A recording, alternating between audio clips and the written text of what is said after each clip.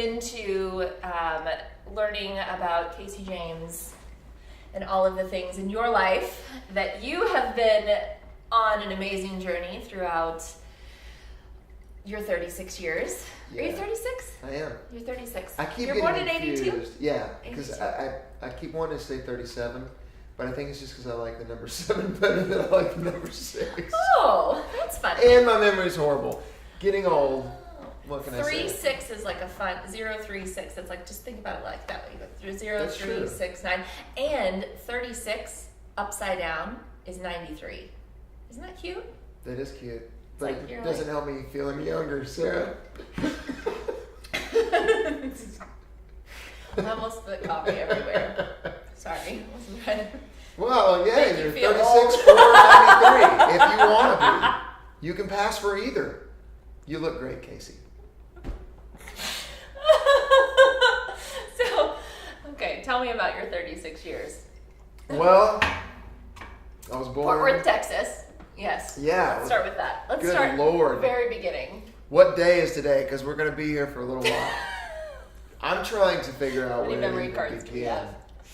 So if I was going to, recap my life in 30 seconds, Yeah. I would say I was born in Texas, grew up with a musical family, decided at some point that I would play guitar, and then realized that playing guitar is much more fun when you're singing. Oh.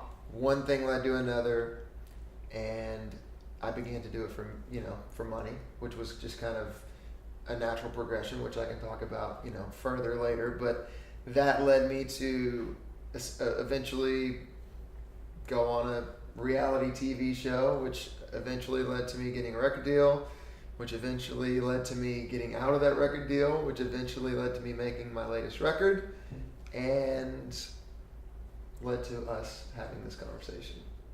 I love that. Was that 30 seconds? That's I an think I just amazing elevator nailed- speech. I nailed my life. Just That's there you awesome. go. That'll be good for the Instagram clip for this interview. There it is. Casey James' life in 30 seconds. Here you go. That's really it. I mean, I can go, Love that. we can go in depth as much as we want, but, that's the quick recap. I should throw in that I almost died at one point, but that's probably a whole different set of the story, And I think that is a fascinating part of the story. In 2004, the accident and all of that fun stuff. What I think is neat is that your Strip It Down album is absolutely every single song, to me, in my mind, tells a story about a different part in your life. It does. And I think that would be like a neat place to sort of talk about this year's album that you just released, and sort of every kind of going through each song and why you starting with that, why you wrote those songs and what they mean to you. Well, I haven't really got to talk to you about this, but I mean, this is perfect time since we have a crowd. The idea of this record really started with just me enjoying what I was writing. So, and I know that sounds ridiculous coming from a musician and an artist that's making records for a living, but sometimes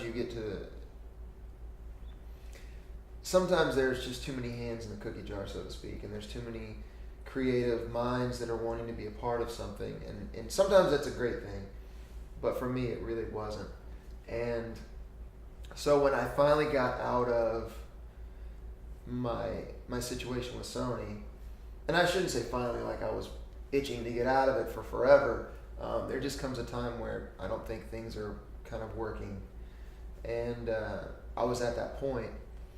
And when I finally got to the point of being able to do exactly what it is that I wanted to do, I started writing, and literally would just write for the sake of writing, and writing songs that I wanted to hear and that meant something to me, without any regard to, do I think anyone else will like this, or is this relevant right now, or does this music fit anything, even within myself. In other words, does this song jive with the next song? Are they going to flow well? Yeah. I didn't care. I was just you know what? I'm going to write songs that are meaningful to me. I had a set of criteria. Is the song important to me? Do I enjoy singing it? Does it say something that I want to say? And do I enjoy hearing it? And if it checked off those boxes, nothing else mattered. Yeah. And so that's how the record actually came to be. And so each of the songs, and it's cool that you noticed, they are personal to me. It's like, one of my favorite songs I've ever written my whole life is Hard Times, Heartaches, and Scars.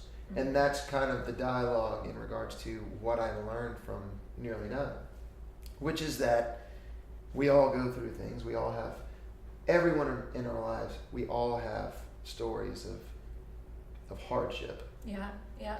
And life is about, to me, life is about how do we deal with those things and become better people from them and not crumble. Because at times I've crumbled, and at times we all crumble, but it's like, how do you pick yourself back up? How do you grow from it? And most importantly, how can you help those around you from that? Because and help them learn and inspire them to. Exactly, because what good are we if we're not doing that? I mean, we can live selfishly and be good to ourselves, but if we're all good to each other, then that's the world that I want to live in. Yeah. So, there is a song that I'm going to look it up because I just thought that this is in reference to the Hard Times, Heartaches, and Scars. There is which song? Killing Myself. Yep. On the album. So Killing Myself, I feel like... Which sounds like a horrible title, but I only realized after I made the record. Right, you have to listen to the Killing Myself song before you... Don't judge it by its title. Right, but I want to know the Killing Myself song about that song is like... leads into, did that song come first or did the All I Need, which is actually, that's like one of my favorite songs on the record, come first? Yeah, there's a lot of songs, and I realized this after I made the record, but there's a lot of songs about kind of being at peace with where you are, and understanding that wherever you're at, that might be the best that it gets, so you should enjoy it. You know what I mean? I love that, yes. And not looking back going, man, I had it so good. I wish I would have just appreciated where I was at when I was there. Mm-hmm. And also the idea of not trying to follow what I think right now society is really pushing that is the norm. And like, I feel like there's this massive push for people wanting to be more than just... They just want to be more. It doesn't matter. They just want to be more. They want to be famous. They want to be rich. And it's like, the important thing is relationships, how you treat people, and being grateful.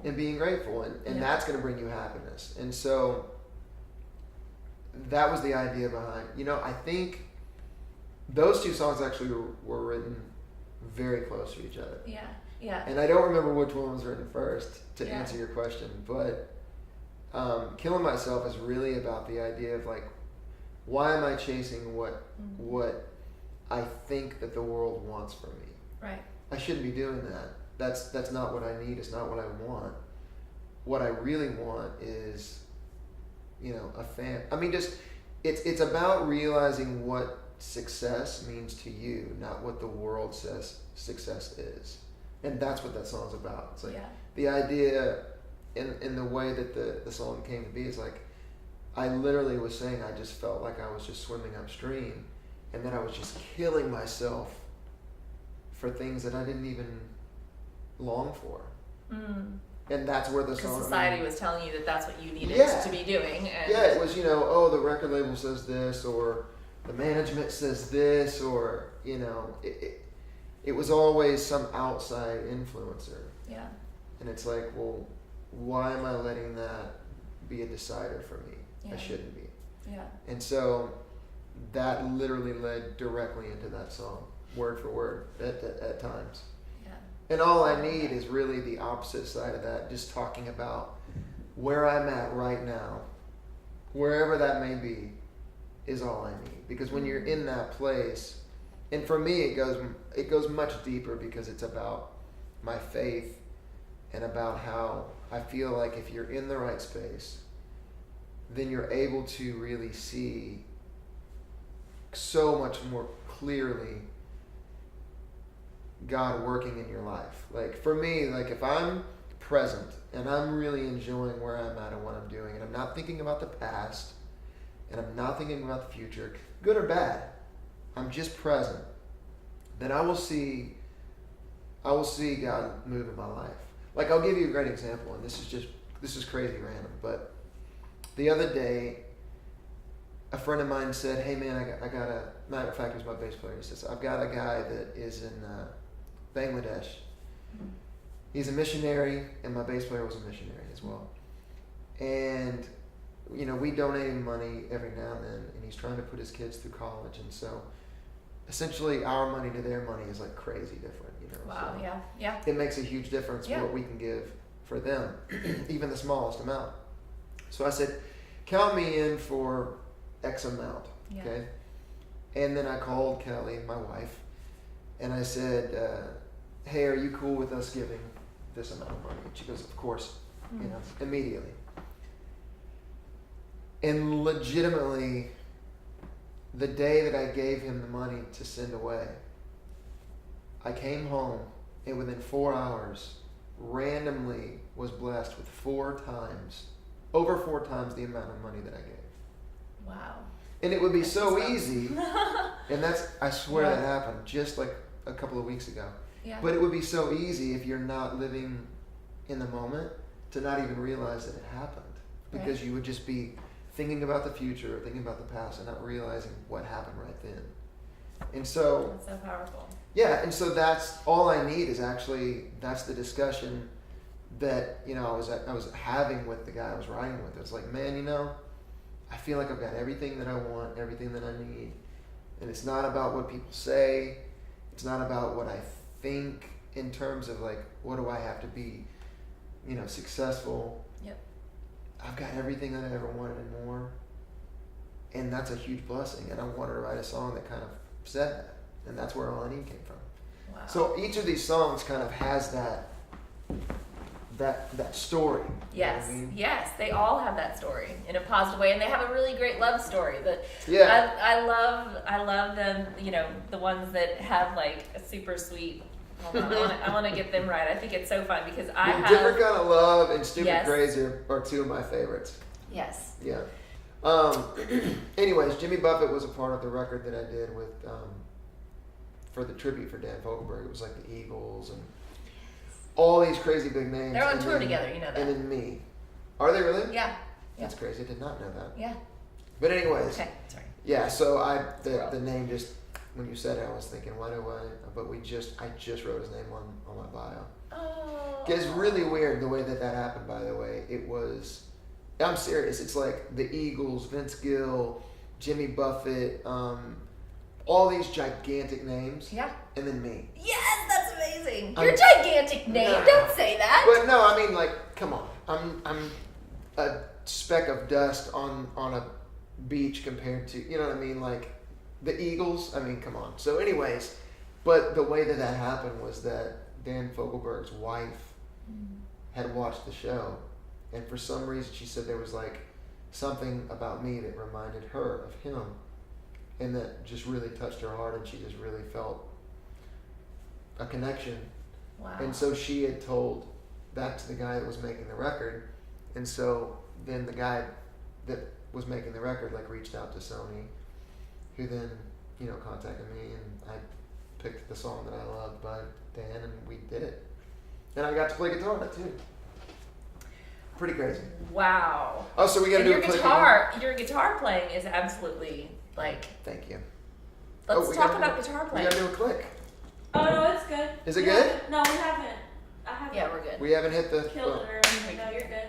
All right. That was totally off.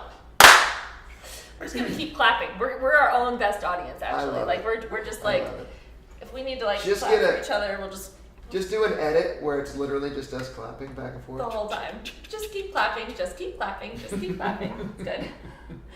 All right. Oh, Allie, my daughter, loves Finding Nemo recently. Yes. And so just the other day we were on an adventure. We had a daddy-daughter day. And part of that day we were in the car, and so I gave her the iPad to watch a movie. And she's so stoked about Dory that she's like, I handed it to her. She says, I want to watch the movie with the bluefish. I said, okay, cool. I handed it to her just because the scene wasn't with Dory. She's like, this isn't the right movie. She handed it back. She's like, I want the bluefish. I'm like, baby, the bluefish is in the movie. She's just not here right now. She's like, I want to see the bluefish.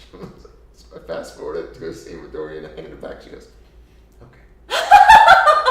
Now I'm satisfied. Yep, Here she is. That's fine. She's my spirit animal. However, she really likes unicorns too, which I think is amazing. Oh, that unicorn is the best. We'll get a shot of that at the end of this because it's the most epic gift that I've ever. My brother and sister-in-law got that for her. A giant stuffed unicorn. And I just gave it to Al yesterday. So she's already learned how to like steer it, and she's hauling butt. She's going through the house like light speed everywhere. It's amazing. I did not realize that it actually moved. Oh my that gosh! It was mobile. So she sits on it, and then This she is amazing. stands up, and it's like a thing between like the pedal and the seat, and it makes it like propel like crazy. It's amazing. That is the coolest thing. I need one of those in real life. Yeah. Like, And do they then- make one of those for adults that, you know, have Oh my God. big wheels and Kelly actually wrote it A because car. it will hold up to 180 pounds, which Kel's way under that. So she was riding it around. I'm like, Kel, you're gonna break my kid's unicorn. Where are the videos? Which of is this? which is a sentence I thought I would never say. You're gonna break my daughter's unicorn. Yeah. It's pretty That's great. so funny. On the trip home, I stopped and got her like 3 different gifts. Every time I'm out, I always bring her something back because I feel, I just love getting her gifts. So one of the things that I got her on this trip is like one of those little kitchens because she loves to be in the kitchen. Yes. I'll show it to you. It's epic. And I built it at 3 o'clock in the morning this morning. So, because we were doing all kinds of stuff and then I couldn't sleep. And so I'm like, well, if the kids are going to keep us up, at least I'll Be productive. be productive. So I built it and I'm going to go to her when she gets back. You're doing great for 2 hours of sleep, by It's the way. epic. Well, you know what? I'm used to it. And at this point, I guess Kelly's used to it as well. So, The life of parenting. Yeah, What's like your number one tip of being an artist, being out on the road, and also being a parent and a husband and all of those things? What's the one thing that keeps you grounded and together and feeling like you're at home besides bringing gifts home? well, I think the most important thing is when you're home, be present. Yeah. That's for real because it's so easy to get caught up in all the other things that you're doing. And it's like just mitigate the amount of time that you're spending doing work when you're not working. Yeah. Furthermore, separate yourself. Like one of the no-nos for me is to be on a device or out in front of my kids, typing on a computer or on my phone. It's like I'll go and separate myself. Even if you don't have an office, go outside or whatever. Like, just don't be doing this because I don't want my kids to think that that's normal because this is what being a human is about. Right. And I think we're losing a lot of that as technology becomes more important and necessary to be, I don't like it, to be really honest with you, but I understand that it's, unless I want to be, a grumpy old man, I have to just get on board. Yeah.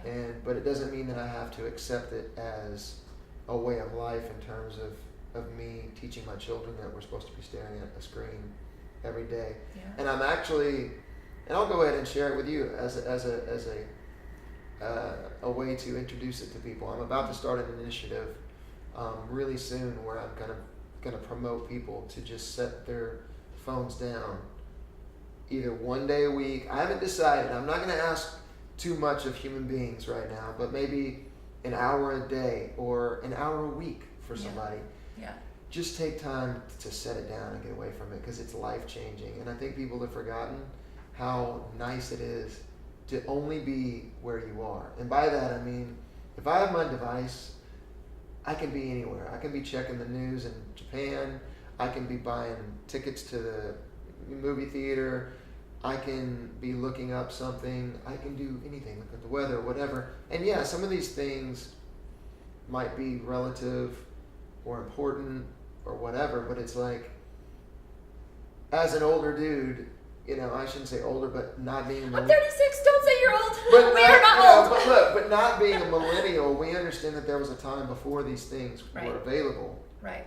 And so I like to promote the idea that there's this beauty and a freedom in literally just being here and nowhere else. Because here's what happens. When you know that you don't have any other option to zone into this or to connect with somebody else, you begin to value and realize that, where you're spending your time is a little bit more important. So in other words, I'll just see people hanging out with somebody and then they decide they don't want to be there, so they just step aside and they jump on their phone. Well, if you don't have that option, then you go, wait a minute, where do I really want to spend my time? Right. Who do I really want to spend my time with? Do I really want to be here? Do I really want to go there? And then it's like, okay, well now you're really making decisions based on things you really want to do. That makes so much sense. As opposed to the fact that you can just be wherever you want to be at any given time. Right. Because it's not physical. No, you're not in Japan, but you can be connecting to Japan. Or wherever. I'm just saying, like, the idea of not being present in the moment it can be as simple as just looking at your phone.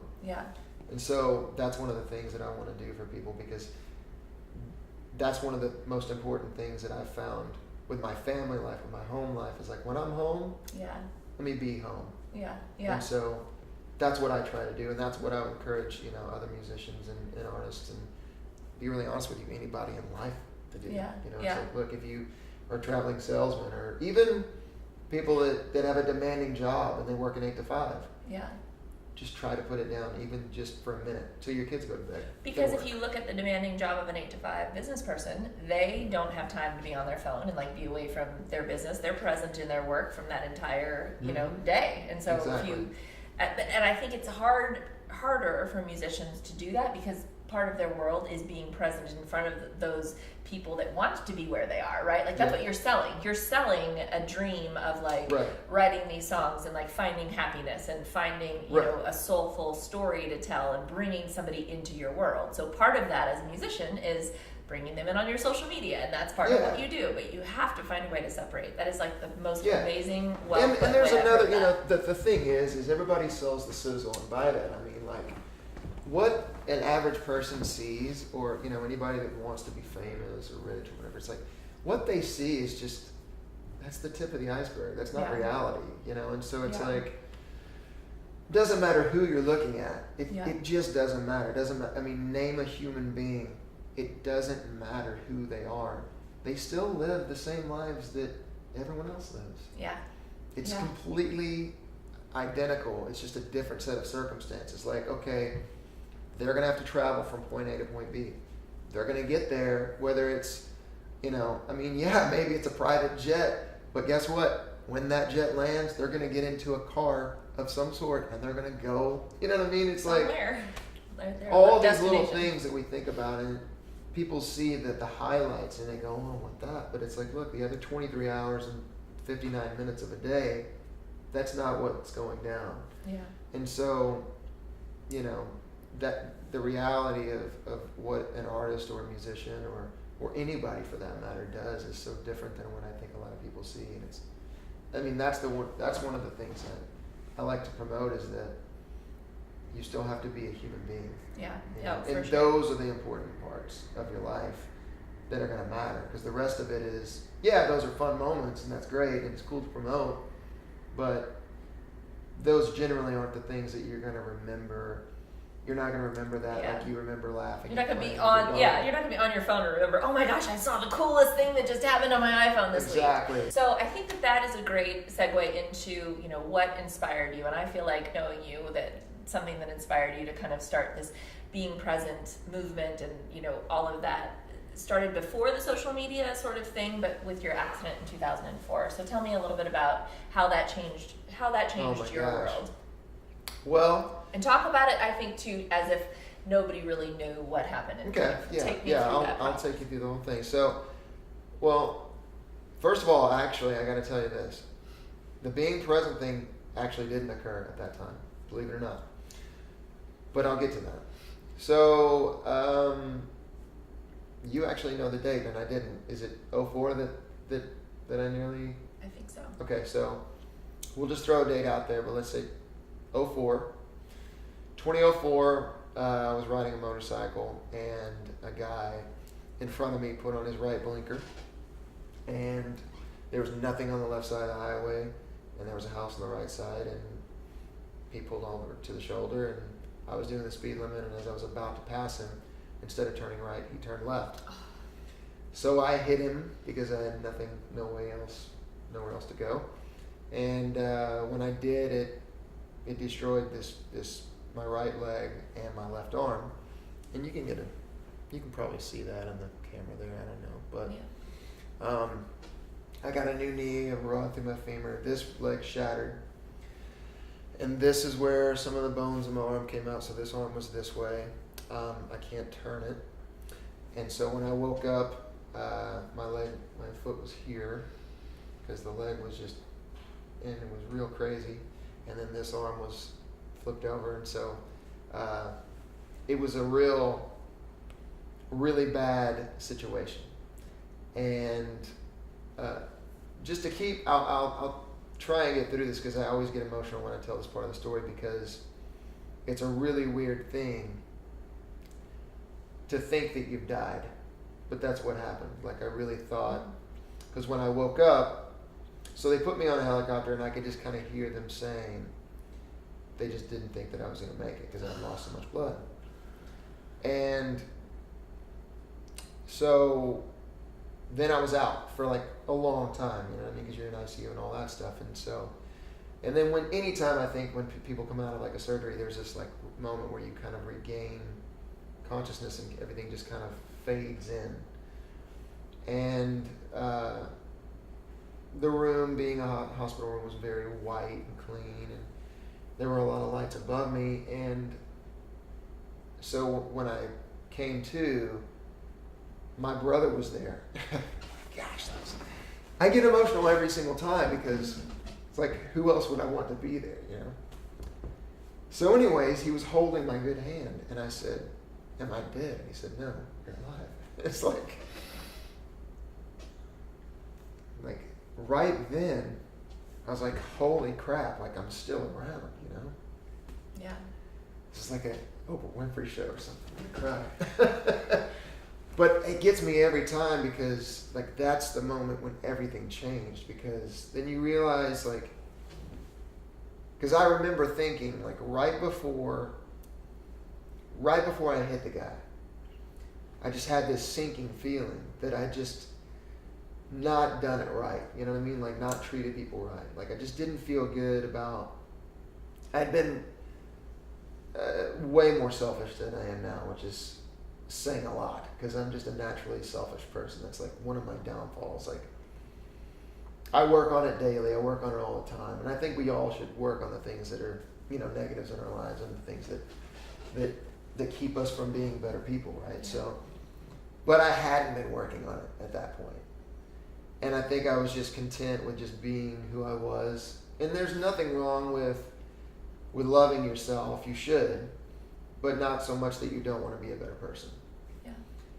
And so coupling like that feeling with then realizing that you are still around, it was just like this moment where I was like, okay, I'm not going to screw this up. I'm going to try much harder to be a better person and to do it right this time around. So that moment for me is like my brother's there. He's holding my hand and he says, "No, you're at the hospital." And right then I was just like, okay. So that's when everything changed for me. And that's when I wanted to work on who I was.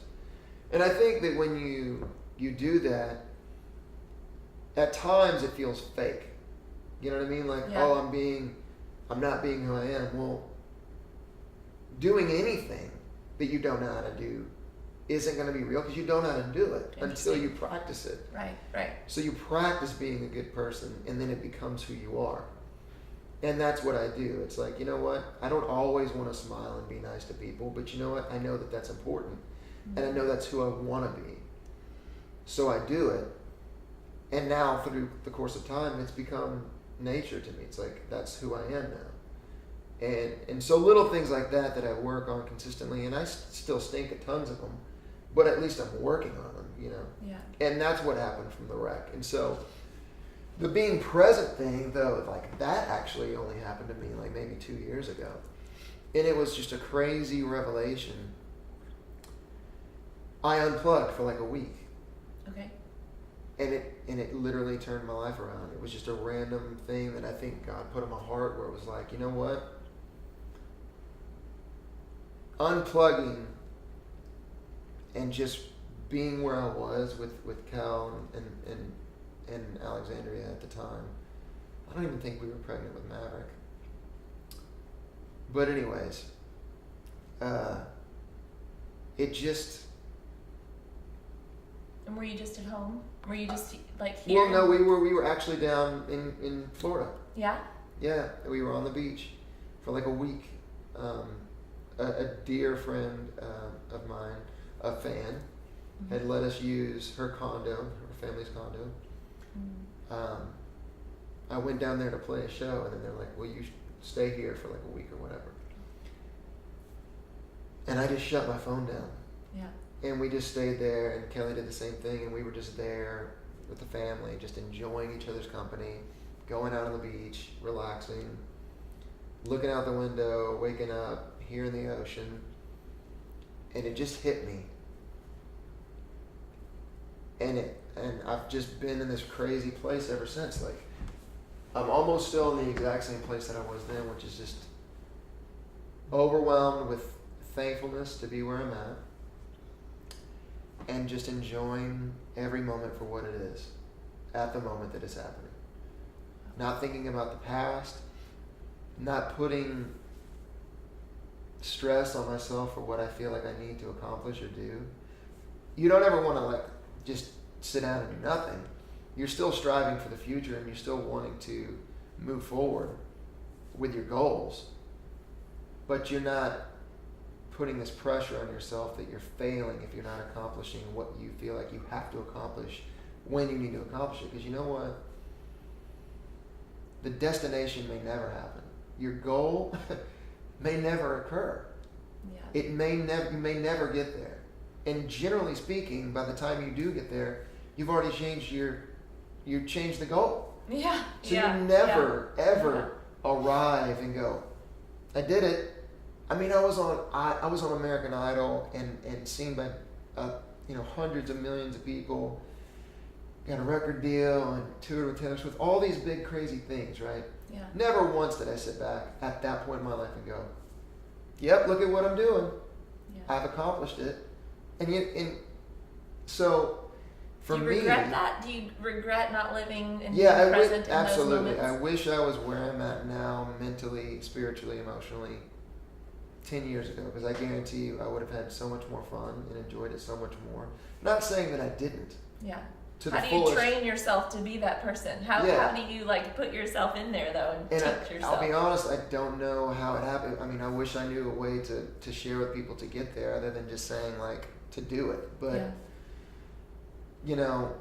the idea for me is the understanding that the journey is our lives. Our lives is always a journey. We're always in motion. We're always moving to the next thing. And that next thing is always changing. Yeah. Today you want to, let's say you're an artist and you want to sell 100,000 records. Mm-hmm.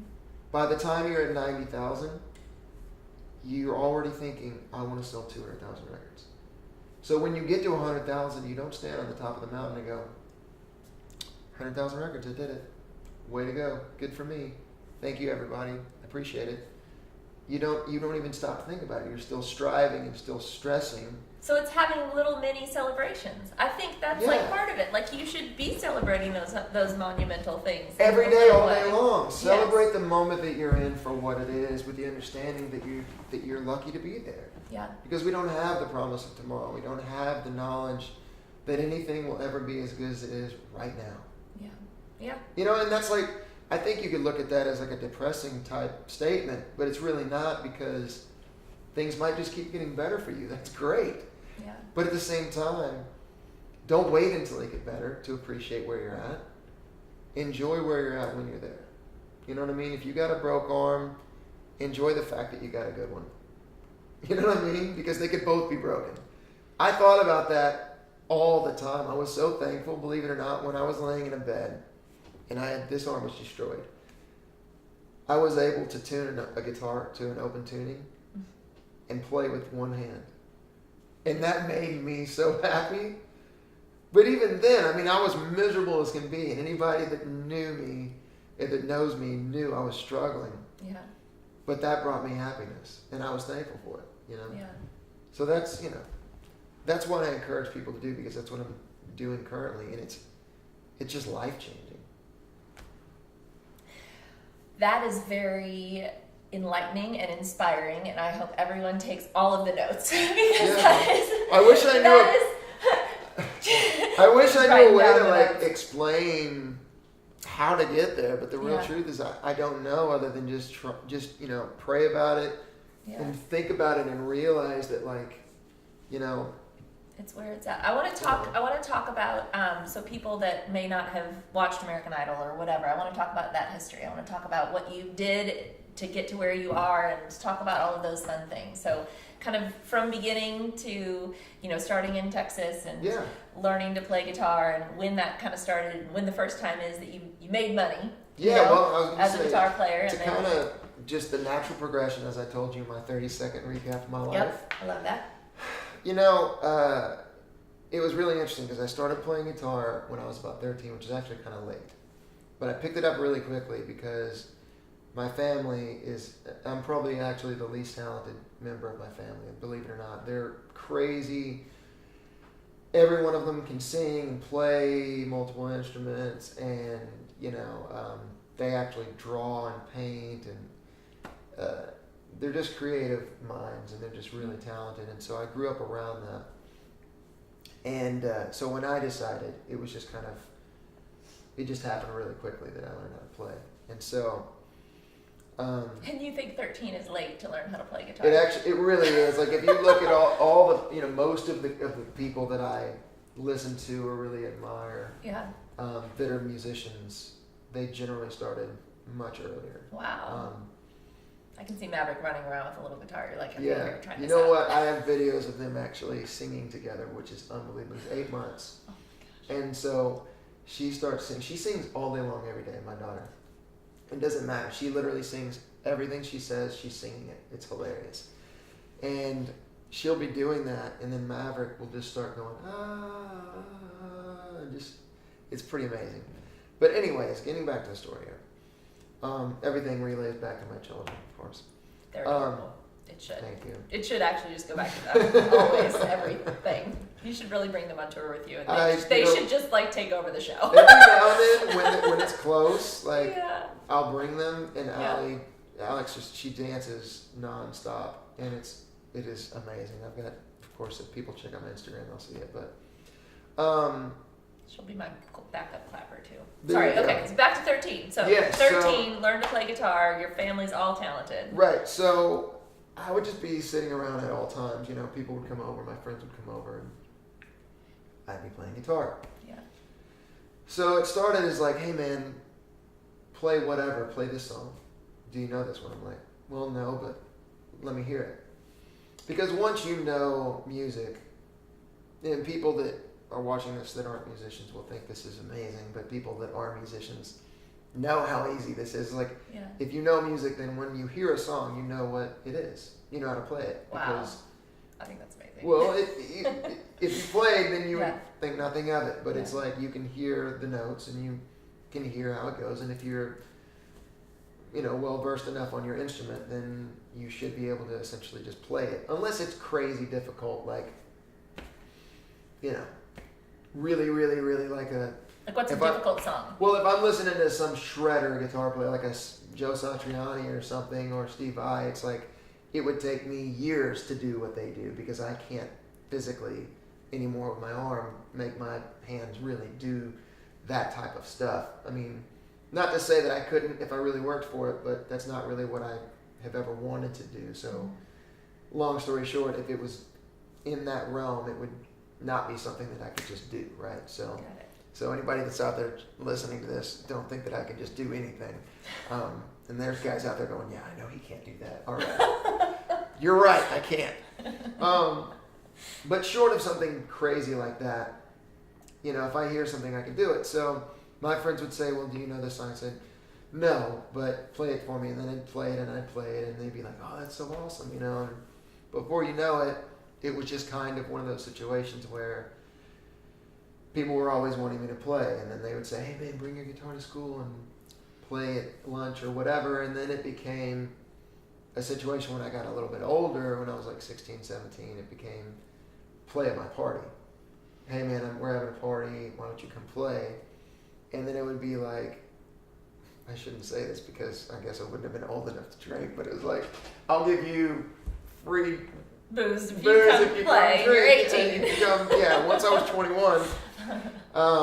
You don't condone that? I do not condone underage drinking whatsoever, but you know, sometimes it does happen, and at that age I was reckless and immature and irresponsible. So, but then it became like multiple people asking me on the same night, like, hey, can you come play my party? And I'm like, I'm so sorry, Jake already asked me to come to his, and you know, and then you know, Ricky would be like, hey, I'll give you $50.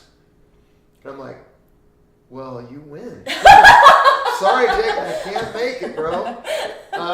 You know, and so, and then it was like, well, it just kind of progressed into I was always making money, you know. Yeah.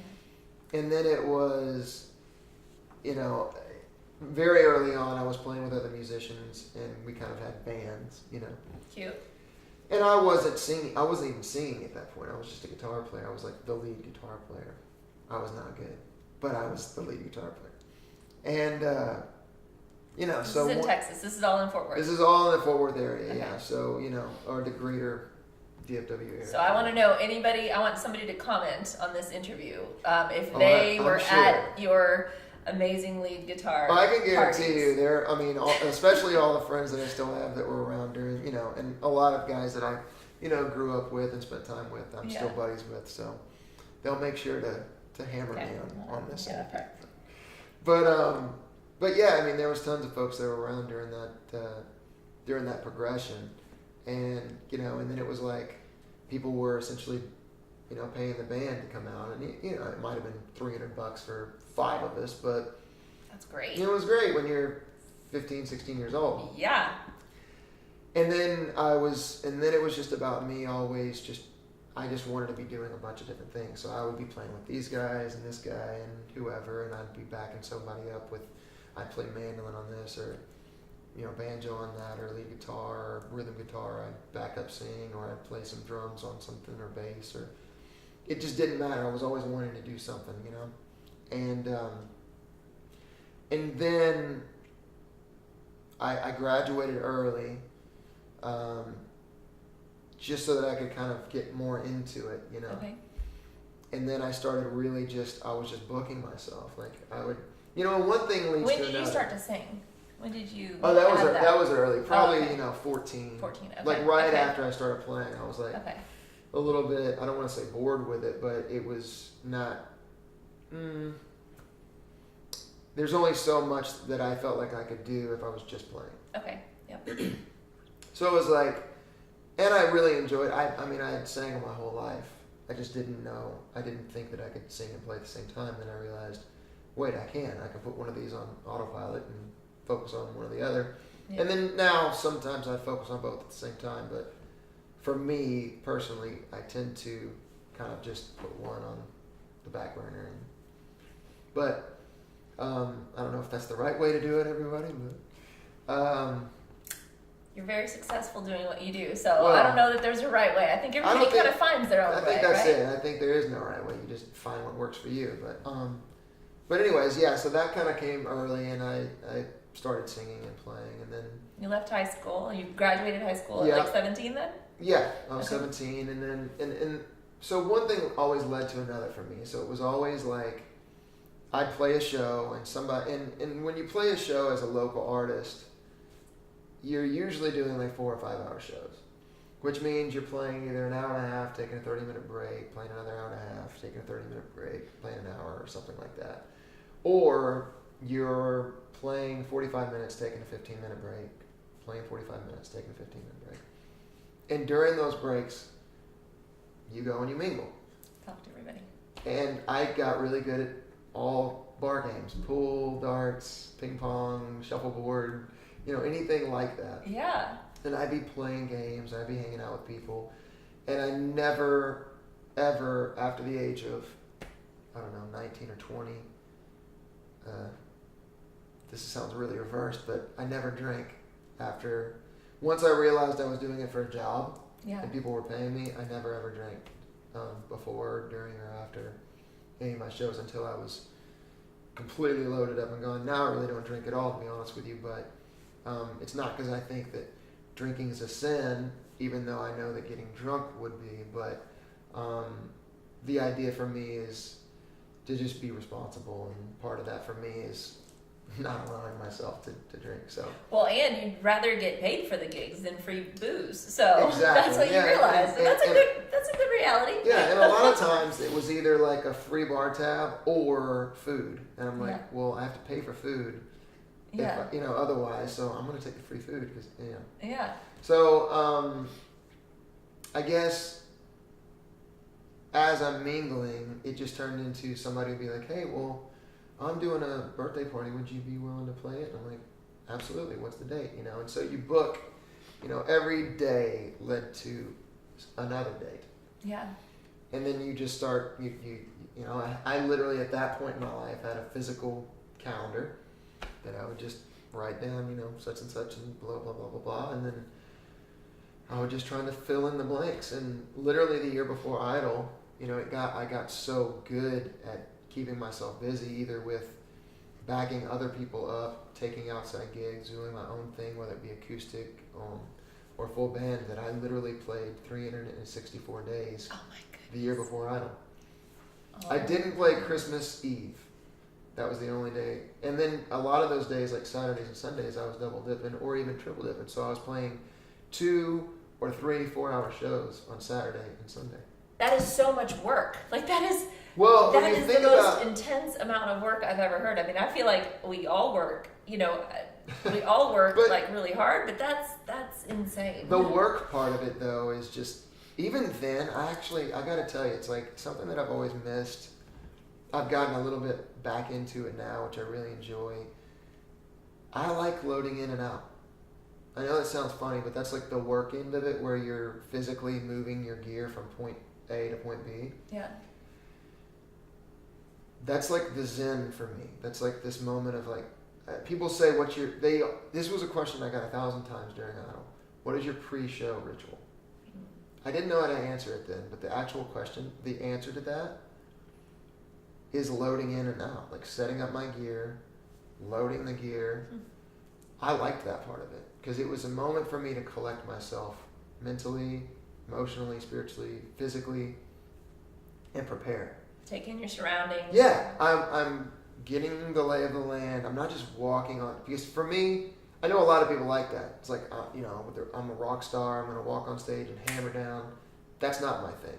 Mm-hmm. I like seeing people, looking at folks, getting the surroundings, taking in my surroundings, like understanding what's going on, and just preparing mentally and, like I said, physically, emotionally, spiritually, all of that. And then by the time I go on, I'm at peace and one with the surroundings in the world where I'm at.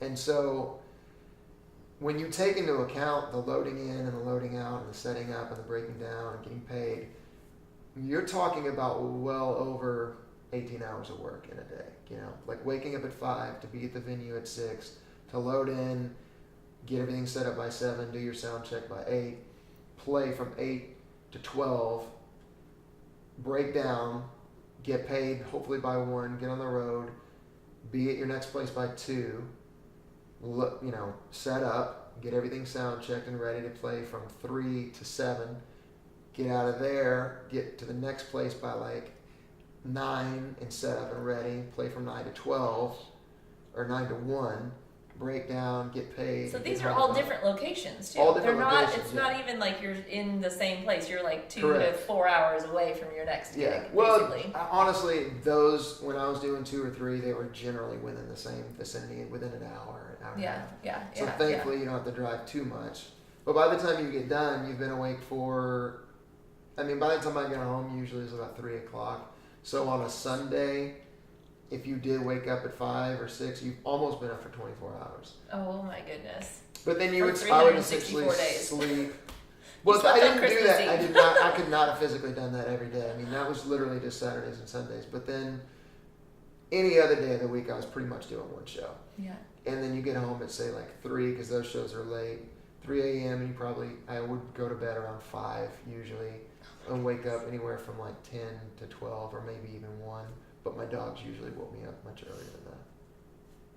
Now your kids wake you up earlier than that. That's just like the Yes. story of Yeah, the progression of life. It really you go is. from the puppies waking you up to the babies waking you up, and Which- you're up at 3 a.m. building kitchenettes for your, Yeah. your daughter. That's so Yeah. fun. So fun. So after that 364-day run, then So then at some point during the next year, I randomly, my mom came to a show and she said, I think you should try out for American Idol. Well, I grew up without TV, and I grew up, and at that point, I had just bought a TV and a PlayStation 3, and so I'd never seen American Idol. But obviously, being a human being and not living in a home, I had heard of it. So, but I thought it was like very much more about like, this type stuff, holding out notes and, pointing at the crowd. And I don't know how to do any of that still to this day. I'm like, if you put me on you stage just did it pretty well just now. You Well- might have that to your set. in a joking manner, I can pull it off, but seriously, it's very sad and awkward. Even to this day, like if you put me on stage without a guitar, I'm kind of a fish out of water. I don't know what to do. It's because it's not my thing. I've never done it. I have no experience with it. And so I didn't think that it would be my jam at all. I was like, I don't think so. That's not a good idea for me. I don't think it's going to happen. And she said, well, they allow people to play instruments now. So maybe you could try it. I said, well, again, I don't think it's my thing, but I'll give it a shot. Casey, tell me about what you want. So tell me your goals. Tell me Casey James today and Casey James in 5 years. What you hope to accomplish with this record, this beautiful, amazing record that you've created. That's everybody needs to go get because it's so great and Thank you. inspiring and musically phenomenal. But I just love the words of every song. Thank you. Just tell me the story. I just want to continue to do what it is that I love to do. That's been my goal since I was a kid. One thing turned into another, and I know that this is what I'm supposed to do. I believe that in my heart. You don't always understand or know the form that it's going to take shape. You know what I mean? And so I feel like God leads me in the direction that He's going to lead me. And so I don't know what it's going to look like, but I know that music's always going to be a part of my life. So to me, it's not about playing in front of 1 billion people. I mean, yeah, cool. Those are great goals to have, and if that happens, I'm all for it. And I will continue to push and do everything that I can to make that happen. But I'm also okay with playing for 10 people if that's what I need to do, because it's about a connection. It's about sharing your heart and being able to touch people's lives. And like I said, to me, I very much understand and recognize that by touching one person, you can touch 1 million. And so as long as I can take care of my family, I'm at peace. I'm happy, because for me it's, first and foremost is try to continue to grow in my faith and be a solid Christian. Represent what that means to the people around me. I fail every day, but I'm trying. Be a good husband and father. And then be a good person to everybody that I can, through my music, share my music. And right now, I'm so blessed that I'm able to tour, share music, and I'm allowed to do that, go out, play, do what I love, do it with a great band, guys that I enjoy being around. I have solid fans that are just so sweet and kind and giving. And as long as I can continue to do that, that's my life. That's happiness for me. So, that's really it. It's really simple. There's not much. I grew up with nothing, around nothing, with not create these crazy, great aspirations to, own my own island or anything. It's like, I just, it's very simple for me. I just want to be able to provide, and joy for me, is found in relationships, spending time with my friends and family, being able to enjoy that time and not be too hard on myself and overwhelmed with what I think I need to accomplish or the things that people think I need to accomplish. Sometimes, people say, well, what about this and what's going on with that? And I go, don't worry about it. Yes. You're not worried about it? I'm not. Yeah. I'm really not. Don't worry about it for me. Do the best that you can, and then let God do what He's going to do. Like I use the statement. There's that story about the guy that falls out of the boat. Somebody comes by in another boat and says, because he's going to drown, and he's running out of steam, and he's drowning, and a boat comes by and they say, hey, do you need help? He says, no, God's going to save me. You know that story? And they say, okay, cool. So they go on, and another boat comes by, and they say, come on, get in, do you need help? And he says, no, God's going to save me. So they leave, and then he drowns, and he dies.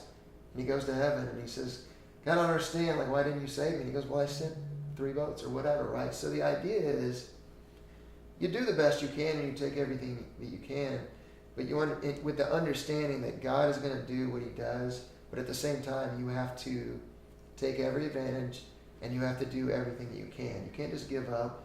You can't just sit around and wait for things to happen. But at the same time, you have to trust and believe that when you do give it your best, whatever's going to happen is going to happen. Don't stress on it. Don't dwell on it. Don't worry about it. Other than praying and just saying, you know what? I'm leaving it up to you. I'm putting it in your hands. And even if you're not a religious person, which, a lot of people watching this may not be, it still applies. Yeah, whether you want to call it meditation, prayer, or even just resting your mind and your heart and your spirit, yourself, your emotions, just let it be. Because if something is meant to happen, it's going to happen. I'm not saying that fate or whatever, you do the best you can, but then there's only so much that you can do. Yeah.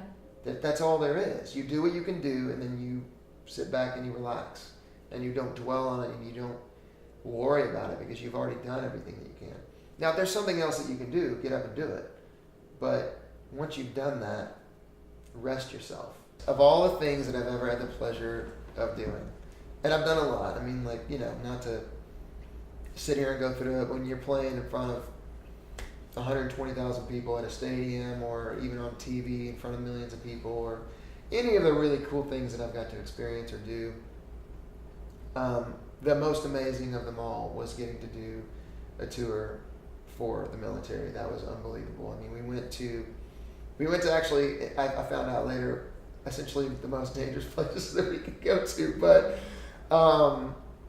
it was the most rewarding experience that I've ever been a part of, and it was also the most eye-opening in terms of what we take for granted every day. And it made me, even though I already had the utmost of respect for the military and the folks that go through what they have to go through, it really opened my eyes to the things that we take for granted. And that was one of the most really coolest parts about it, really. Have you connected with the people at all that you saw out on? Yeah, some of them, yeah. And even now, there's guys that I'm buddies with that will come to shows, and they're always, it's like, I told them then, it doesn't matter when or where, you're covered. You're VIP, and you're covered. And they take me up on it. They don't want to. They're like, hey, I'm going to come to the show. They're like, where can I get tickets? I'm like, you're not getting tickets. You're a VIP. Always. And so it's been a cool journey. And that was, we just don't realize, things like, having running water, or just being able to walk outside and not worry about getting shot, or, yes, we still have to worry about those things because it's life and you can't control what happens no matter what you do. but it's a lot safer and it's a lot nicer here than it is in most places, or maybe all places in the world as far as I've experienced.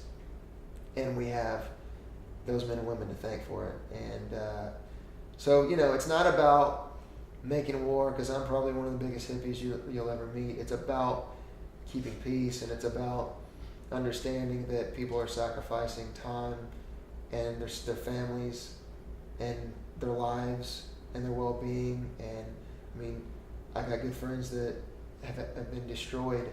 I mean, one of my good buddies he got hit by a rocket.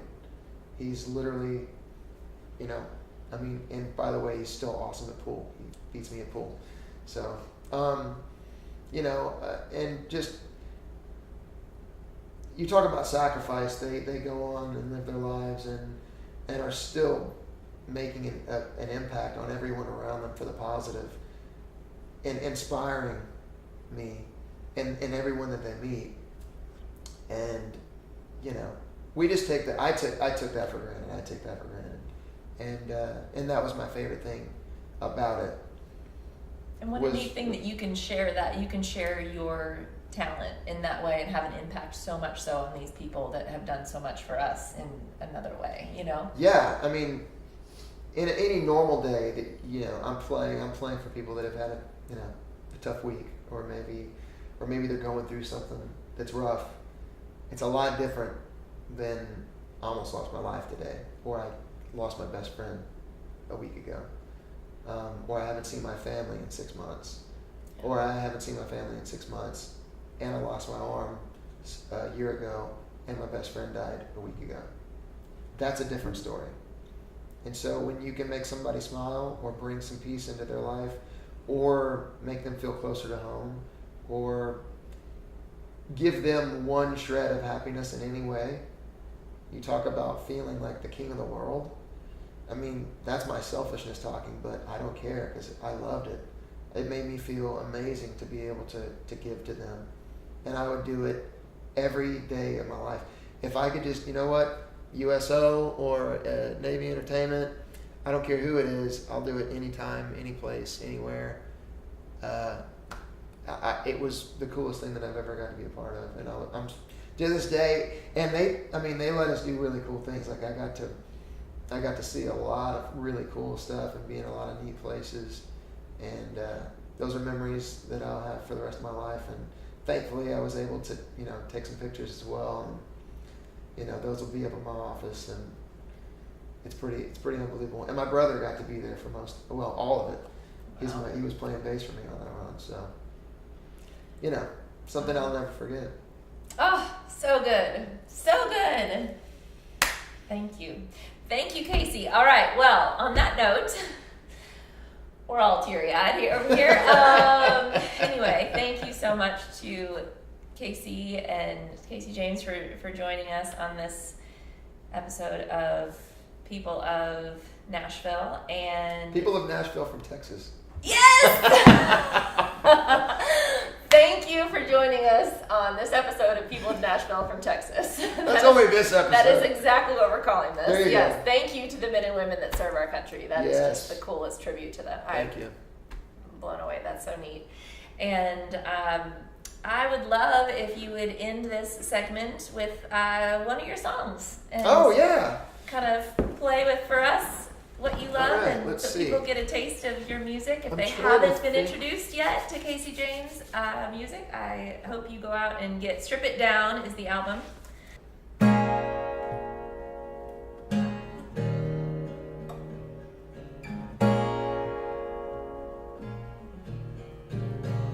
It's never easy, Mama said, to do what you want to do.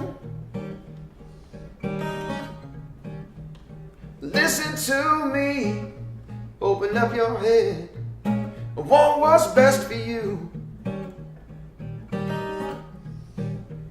You'll get knocked down to your knees, and child, it's gonna hurt. Get yourself up, babe, back on your feet, and wipe off the dirt. 'Cause there ain't no telling what the world's gonna throw on you, babe. Keep on learning the wrong way. Ain't nothing new, no. 'Cause taking chances and finding just who we are. 'Cause with hard times, heartaches and scars. Oh yes it does. To see a blue sky up above, you gotta stand a little rain. Yes you do. Ain't no living in the name of love that's ever done in vain. And every sunrise on another day is another chance to smile, yeah. And every sunset, you can bet there's a prayer to pray, thankful for every mile. 'Cause there ain't no telling what the world's gonna throw on you, babe. Keep on learning the wrong way. Ain't nothing new, no. 'Cause taking chances and finding just who we are. 'Cause with hard times, heartaches and scars. Do do do. Do do do do do do. Do do do. 'Cause there ain't no telling what the world's gonna throw on you, babe. Deep down, learning the wrong way. Well, ain't nothing new. In that old world, baby, you know just what to do.